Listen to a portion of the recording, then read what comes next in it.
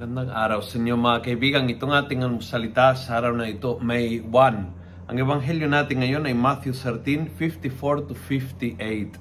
Sabi ng Gospel, He went to his hometown and taught the people in their synagogue. They were amazed and said, "Where did he get this wisdom and these special powers? Isn't he the carpenter's son?" Yung problema sa mga kababayan niya, na siya ay, di ba, siya ay anak ni Jose, ang karpintero. Saan nakuha ang wisdom? Galing sa kanilang bibig. Yung anak ng karpintero ay natuto sa karpintero. There is wisdom sa mga simpleng tao. Ang lalim po ng karunungan sa mga taong tapat sa Diyos. Sinabi ng ebanghelyo na si Jose ang isang lalaking tapat, isang lalaking matino. Sa kanilang pananampalataya ay talagang matuwid. Sa mga taong simpleng may pananalig, may katapatan at matuwid, maraming pwedeng matutunan.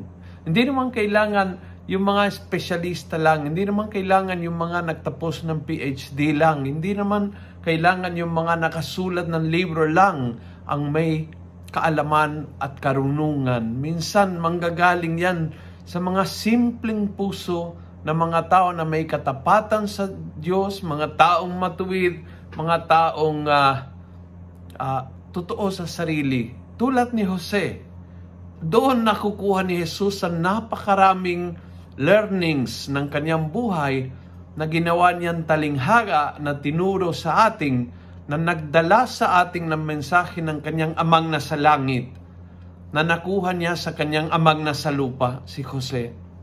Sana po, ngayong araw na ito, matuto tayo magpahalaga sa mga simplicity ng mga tao sa ating kapaligiran. Parents, grandparents, kasambahay, mga simpleng empleyado sa trabaho, mga maliliit na kapitbahay sa ating, sana matuto tayo na there is a fountain of wisdom kapag ang tao ay simple, matuwid, tapat sa Diyos. Maraming matututunan sa mga tao na yan.